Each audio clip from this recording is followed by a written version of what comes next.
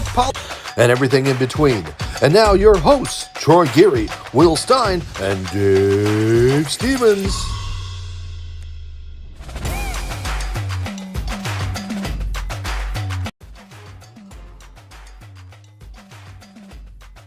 Well, welcome everybody. Hello, it's great to be here again in March as the madness continues. And I know the whole world has been talking about basketball, and that's okay because it's March and that means spring training. And we've got a great show for you tonight. And of course, I got to bring in my co-host all the way in Duluth, Minnesota, Troy Geary. And Troy, just getting back from California in the golf tournament with some stars. So, hey, brother, how are you doing and how was your trip?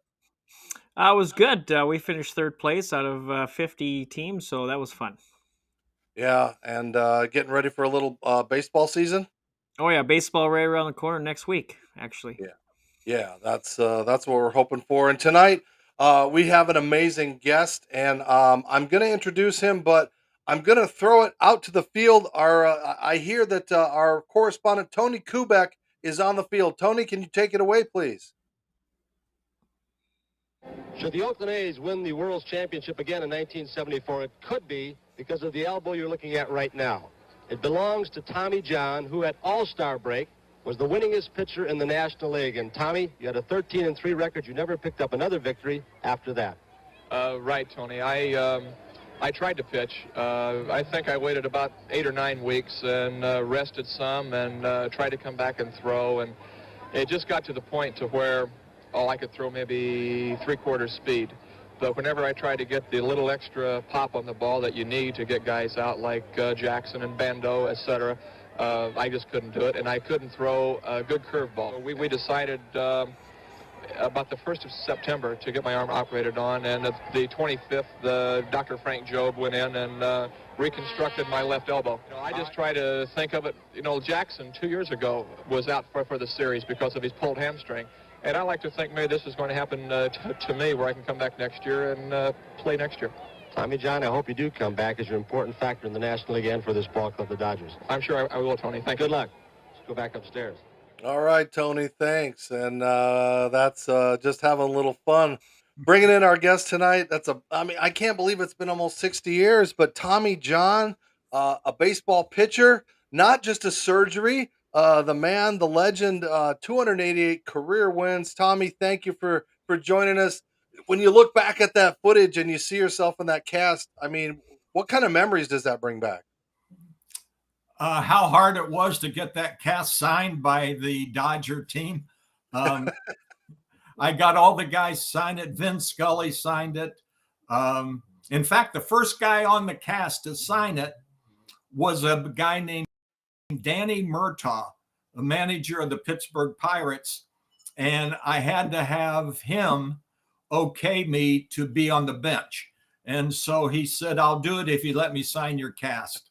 And it gave me the thing. Sign the cast. Yeah. So we got it signed.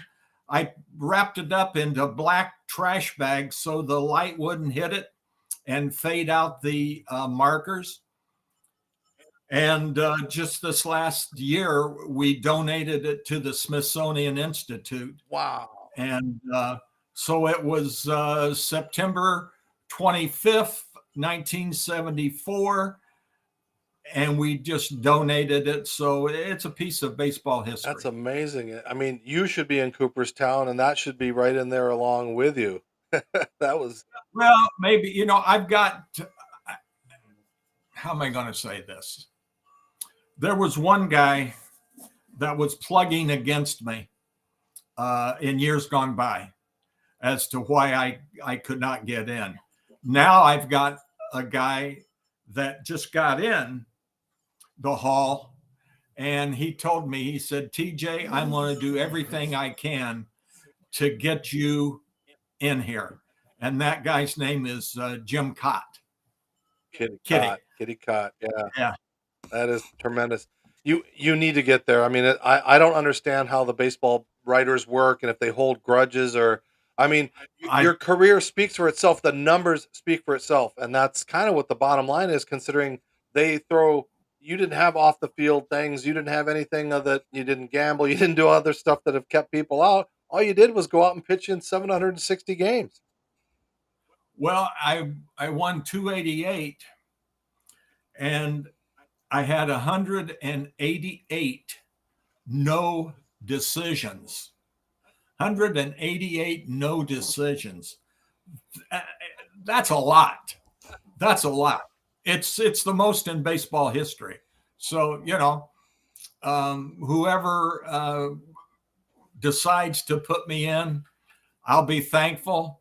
And, if I don't get in, I'll still be thankful because God's blessed me with a great wife and kids that love me, or at least I think they do. And once in a while, a grizzly old friend that comes over and we feed him and, and then he can go out and sit on his chair and try to get coins into the hat. Before I ask you a question, Veterans Committee, I know you're listening. Get this guy in the Hall of Fame. Yeah, when you had that surgery, I mean, revolutionary now. Did you think that it would turn into what it has been over the years? This thing that would just continue, or did you just thought it was kind of an experimental thing? And did you think that when it happened, your career might be in jeopardy? Dr. Job told me, he said, we only have one chance, and that's like one chance in 100. I do this surgery on you that's never been done before. And so I said, okay, do you think you can do it? Have you done it? He said, well, I've done ligament replacement surgeries on polio patients, but I've never done it to a guy that makes his living throwing a baseball. And I said, Dr. Job, if you do your job, I will more than do mine. And we both said, let's do it. And as we look at some amazing pictures of you and your youth and the teams and everything that you've been a part of, I mean, the longevity and the success of that, it transformed all sports, not just baseball. And I'm wondering, it's a good thing. You don't want to get Lou Gehrig. That's not something you want to get. And all these other things. Usually when something is named after somebody, it's because of a bad thing. And it's like, now you are forever, your legacy, even long gone, hopefully in 20, 30 years, it's still going to be such an amazing thing. And is it humbling that you were impactful in something like that? It is. And if you sit back and you think about it, I was at the right place at the right time. I was with Dr. Job, the team surgeon for the LA Dodgers, and he did the surgery and was smart enough to know what to do and when to do it and all that. So somebody was saying, let's take care of Tommy John. He's a pretty good dude. But I want to ask one question. What golf tournament did you play in? It was a celebrity event for veterans. It was actually for veterans causes down in California. In what Coda city? de Casa. Coda de Casa. Yeah. So okay. It's Orange County, Southern California. You finished third, huh? Yeah, not bad. You cheat? No, it was our group. We were a foursome. It wasn't just me. No, it was best ball, so you know how that goes. I was playing in a tournament up in New York, and it was at Trump National. Ooh. And our team was 20 under par on a scramble. And somebody said 20 under won't win. I said, I've never been this low. 20 won't win. Trump will come in lower than that. Trump's team came in at 22 under. Yeah, I was 11 under, and I thought that was good. The winning score was 18 under, so I don't know how they do it. Was he cherry picking your old teammate Rick Rhoden out there? Is that, because that guy is a ringer. No, he was. I tell you who he had with him was a guy named Bill Clinton. Not too bad. And they had a couple other guys, and it's just Don had a good pencil, a very good pencil that made good scores come up. Well, Tommy, when you do get that call to the Hall, and I know you will, have you thought of are you a Dodger? Are you a Yankee? Are you a conglomerate? Like where we've seen some recent, some kind of decisions that are kind of weird. Like, I mean, have you? I hate putting the cart before the horse, but you deserve to be there, and we know you will be there. So, what will we see on that wall? I don't have a choice. We used to have back in the day, but Reggie Jackson and Dave Winfield sold their caps to George Steinbrenner and whoever owned San Diego. And the Hall of Fame says, whoa, we're not in it to do this.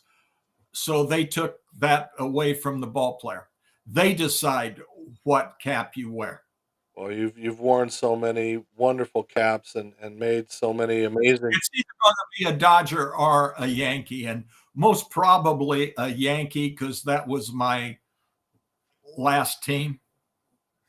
As we're taking a look at some of those things, so But we woo, we talk about baseball now, and I know, I'm an old timer, and I've kind of lost touch with the game a little bit just because of all the changes. But back in your day, a pitcher was expected to go 7, 8, 9 innings. Now, if they can get five out of you, that's great, and there are five starters and all these kind of things. I mean, and now they're trying to shorten the game and put in bases that are bigger and things like that. I mean, your games were 2 hours, 20 minutes, 220, 2:30. Like, what has changed so much that they've got to now start changing the game for the first time in hundreds of years? the thing that's the people that run the sport, um, the Rob Manfreds and all that, they don't have a clue as to how the game's played. Get the ball as a pitcher, throw it for a strike. You keep throwing strikes, the guys keep hitting them. Maybe they're base hits, maybe they're ground ball, maybe they're fly balls, maybe they're home runs. But you can't go ball three, ball four, ball two, ball three, ball four. You can't do that. And you can't start the inning out with runner on second base. That is that what they've done to baseball, really, in my opinion, is disgraceful. And I don't even watch baseball anymore because of that.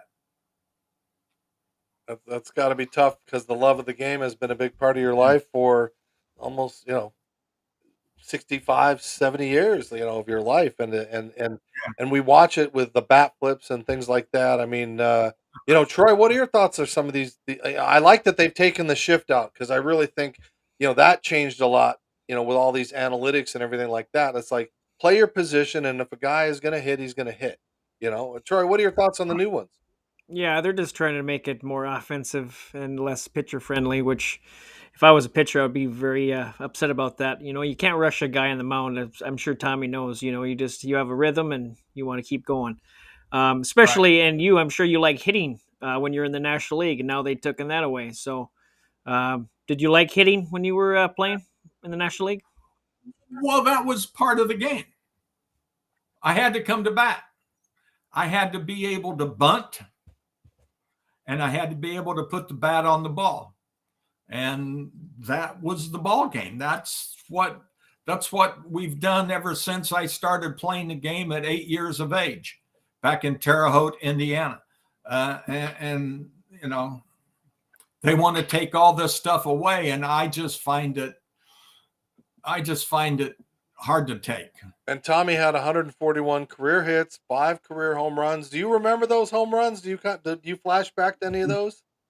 You better believe it, baby. All right, Tommy John joining us. Just a great show to talk about tonight. And speaking about great things, do you like the shirt I'm wearing? Do you wish you knew where you could get more? Well, go to freshcleanthreads.com and you can get the shirts. And that's why I'm dancing and I'm so happy and I look good in these clothes. If you go to freshcleanthreads.com, type in the code GSS Show, you get 20% off of the Henleys, the long sleeves, all the great things. They've got bomber jackets, so many great products. Go to freshcleanthreads.com, type in that show code, save money, look good, feel good, and of course, help out the Geary, Stein and Stevens show. And I really enjoy wearing their clothes because they're lightweight. I can jump in the shower. I don't need to iron them. And, despite not having legs, everybody looks at my upper body and they feel tremendous about how I look. So, And we're back with Tommy. And Tommy, you touched on your young starting career in Terre Haute. You were quite a basketball player, and I think, in fact, for a while, you were thinking you were going to go to college and play a little more. And in those days, I was wondering because there were a lot in the '50s and '60s of the guys that played in the NBA and still pitched. That there were pitchers that played MLB and kind of did a little moonlighting because you needed second jobs in those days. So tell us a little bit about that basketball career and how you ended up playing baseball. Well, when you live in Indiana, basketball is a religion, and you play the game. And I was at a high school that had a very good basketball teams, and I had right at 50 scholarship offers to play college basketball. I had one to play baseball. And had I stayed in Terre Haute and gone to college, I would have taken the baseball scholarship offer from the University of Illinois. And I would have gone there. And they told me when we were talking, they said, "Oh, we've got a kid coming in from down around St. Louis. His name is Holtzman, a left-handed pitcher." And I said, "Oh, okay. I'd never heard of the guy, but he turned out to be pretty daggone good." And I just think that, would I have been a good basketball player? 6'3" white guys don't play a lot of good basketball, unless you're Larry Bird, but he's 6'10". I was going to ask you. Speaking of longevity, excuse me. 1988 became the oldest baseball player career-wise after Phil Nero retired. How much did that Yeah. mean to you, knowing everything that you went through to get to that point? It was good, but it's not something that I lived my life for. I worked hard. I stayed in good shape. But, baseball is baseball, and you play it as long as I could. And I was hoping that George Steinbrenner would like me enough to give me a couple more years at the end there, but he saw fit to tell me to go home and be a good father. And I remember, when my time, I had 9 years in Minnesota and you were a broadcaster. It was weird that you were with the Twins and not, another big organization. But, I enjoyed listening to your style, and what did you have differently when you stepped away from the game to become a broadcaster? Because I know you weren't harsh on anybody, but you still told the story and explained what was going on. Well, I was always taught, or at least told, you tell the truth. You explain the game. You don't trash ball players. You don't do these things. And that's what I lived my life behind the microphone. With the Twins, my broadcast partner was Dick Bramer. And one time we're going, and it was like 3 innings. And I had not commented on one play because Bremer told the play, described it, did this, and they sent a note down, and he pulled me aside and he said, "I apologize that I've been taking all your time on it." I said, "Don't worry about it." That's such an organization that has had some really great broadcasters, and of course, the of course we Yes, remember they have. the PA announcer, Bob Casey.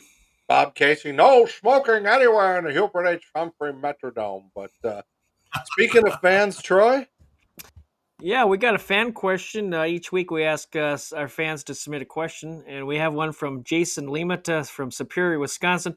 He wants to know, who was the one fearsome slugger in the 70s to 80s that you did not want to see at the plate with the game on the line, and how would you pitch him? Well, the guy that hit me the best was a guy named, what the heck was he? Ned Yost. And Ned Yost wasn't a feared slugger. I could not get him out. But I would hate to face a hitter that could hit the ball good and hit it with some authority. Maybe Don Baylor, Carew, George Brett, although I got Brett out. My whole thing was I'm going to throw strikes. And I'm not going to throw strikes down the heart of the plate. They're going to be low and away, up and in, something a little off, something a little on, a curveball. That's the way I pitched. And I just felt that if I threw strikes and I threw often and I threw rapidly, not hard, but I threw quickly. Get the ball, throw. Get the ball, throw.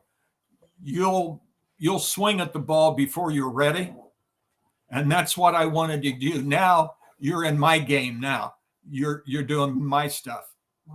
It seems like we've gotten away from the game of you've got 8 guys out there with gloves, and if you can get them to utilize that, and you can throw the ball where they're going to hit it. It seems like the game has changed. And as I said earlier, you pitched so many innings, and it was almost like the bullpen. You didn't want to go to the bullpen because you had that strength in your arm. I wanted to be out there and either win or to lose it myself. My wife just yelled in, Mark McGuire. Mark's father was my dentist, and I've known Mark since he was in high school, and I faced him in Yankee Stadium. We were going to play on a Sunday afternoon, play in Oakland. And we go out, my family and I go out to have dinner Saturday night. And I had disciplined my daughter, and she was right at that age of, 13, 14, that little sassy age.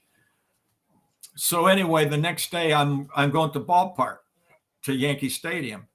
And as I'm leaving, she comes out of her bedroom and she yells down, "Daddy, I hope Mark McGuire hits home runs off you." And I said, so I go to the park.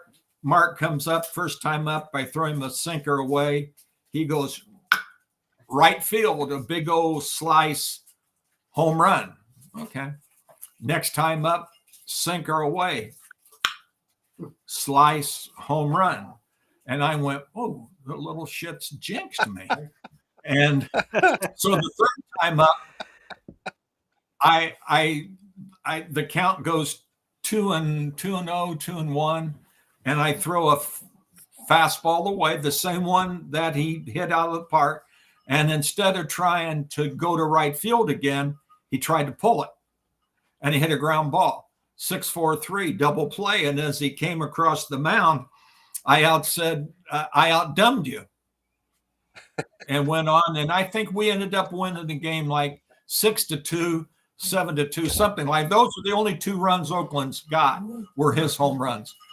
So as I'm going to my car, he gets off the Oakland team bus and he said, "What'd you say to me?" And I said, "I outdumbed you. You thought because you hit 2 home runs off of me that I'm going to change?" I said, "Mark, that's the way I pitch. I won't change. I won't change." Oh, okay. So about 10 days later, we're out in Oakland, and he comes up first time. I go sinker away, ball 1. Sinker away, ball 2. Oh man, it's a good hitting count. And I run a fastball inside, and it jams him, and he pops it up. And as he comes back across the mound, I walk with him a bit, and I said, "Not every time am I going to throw you low and away." Now, do you look back and you talk about McGuire, and here you are, this old man just trying to get through life. You're in your 40s, you're pitching, and then you find out afterwards that people are doing things that many people were doing But there were a lot of you that weren't, that were just trying to do the right thing. I mean, do you look back and think, you know, why my numbers might be a little different? You might have gotten 300, you know, those kind of things that it stole away a part of the realism of the game. Well, what they did back when I played, we had we had a thing called greenies. Greenies were amphetamines. And one team had them in a big jar. They looked like a candy jar, and the guys would come in and grab a couple and throw them down and go. And does that mean a hitter can take all that he wants? He still has to put the bat on the ball. Those pills aren't going to make him do that. They're going to make him stronger. But he's still got to hit it, and he's still got to hit it where there are no guys that can catch it. And my whole thing was, take all you want. I will still get you out, because you're going to make more outs than you will get base hits.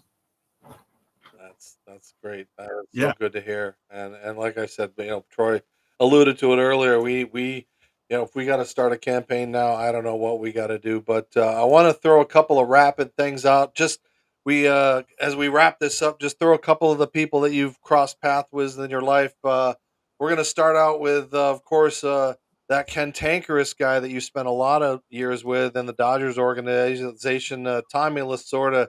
If you got a story or a memory of something of Tommy, especially since, you know, he didn't have a lot of patience there. He and his wife had 2 or 3 cars. They never drove. He always had somebody picking him up and all that. And the ball players would come by his house, pick him up. So one day, it's a Sunday, and he calls and said, I'm going to come by and pick you guys up. What? I'm going to come by and pick you guys up. Okay. So he comes by. Oh, where's Tammy? I said, she's here. Tammy, your Uncle Tommy. And they're hugging and playing and all this. And Billy Russell, Bert Hooton, Tom Paciorek, Joe Ferguson. We all lived in a little Orange County. And they said, Lasorda, let's go. We're going to be late. Let's go. That's okay. I'm driving. And so we get to the ballpark, and we're like 45 minutes late. Batting practice is almost over. So we're in getting dressed so that we can go out and run some laps on the field. And he comes out of his office and he said, you guys that are late have $100 on my desk by tomorrow night's game. And we said, well, sort of, you drove. He says, I don't care who drives. You're responsible for being here on time. That was Lasorda. Well, the next guy I want to ask you about is Billy Martin. You got a story about him? Billy? We're playing the Angels. And I leave the bench, I'm going up to the clubhouse to get some bubble gum. And as I pass the manager's office, I hear this stuff crashing and a woman's voice going, oh, oh, oh. And I go up and I listen like this, you know, what's going on? Billy's having sex. So go back and I said, now here's a guy, major league manager, leaves his team, goes upstairs, have sex. But I'll say to his credit, he married the lady down the line. He married the lady, and she was a good girl. But, you know, come on, you know, you're better than that. All right. I got one more for you before we let you go, and my son and I are going to watch it tonight. The documentary's out. He was the reason I wore 44, despite, you know, what you thought of him away. I always knew when I didn't have legs, people were staring at me, and when I played, and you know, Reggie, he could come through under the clutch, and say what you want about him, but and he just turned 75. So I wonder if you got a quick Reggie story for us. Reggie was a good guy, and all I know is I treated him with respect, and he treated me with respect. And in 1981, my son Travis fell out of a third-story window and hit his head on a car, and he was in the hospital for 30 days. 16 days he was in ICU. So they asked me to throw out. They asked Travis to throw out the first pitch in the 1981 playoff game at Yankee Stadium. And I'm pitching. So I can't walk Travis and his mother out to the mound. So I could get a hold of Reggie. And I said, Reggie, and I explained what was going. Would you walk Travis out to the mound? He said, TJ, I would love it. Thank you. Thank you. Thank you. And that was Reggie Jackson to Tommy John. I love hearing that. That is such a great thing. Tommy, and I'm not putting the cart before the horse, but what do you want your tombstone to say? How do you want to be known for who you are, what you're leaving behind? Tommy John played hard, worked hard, enjoyed baseball, and wanted his fans to enjoy it also. That is tremendous. Well, thank you guys so much for being a part of our show tonight, Tommy. So many fans out there. They're very excited, and I hope our paths cross someday when we can be around each other and shake hands and talk a little baseball and hear some other stories that we couldn't say on the show today. Just again, thanks for being a part of our little thing. It means so much. You are such an icon in this game, and I'm hoping MLB The Show puts you in soon so we can see in the video games, so the kids of the future can see what that you prove that you didn't have to throw 100 miles an hour to get people out, and I think that just shows a lot nowadays that we've lost touch with that kind of baseball. That's right. And the other thing that the analytics have taken over, and come on, baseball's baseball. 27 outs, 9 innings, let's go. And but maybe they'll get back to it somewhere down the line. All right. Well, I appreciate your time, Tommy. Troy, not a bad show. Yeah, thanks for joining us. I know you've been pretty busy down in Florida, and we appreciate the time to take out of your day to do this. And here's the other thing I want to give you a tip. Practice your putting, and you'll win more tournaments. I need practice. There you go. Or play with Donald Trump. Well, we know. Yeah. All right. On that note. All right. Okay. Troy, for Tommy, for everybody, I'm Dave Stevens. Have a great night. Thank you for watching the Geary, Stein and Stevens Show, and continue to follow us on all social media platforms.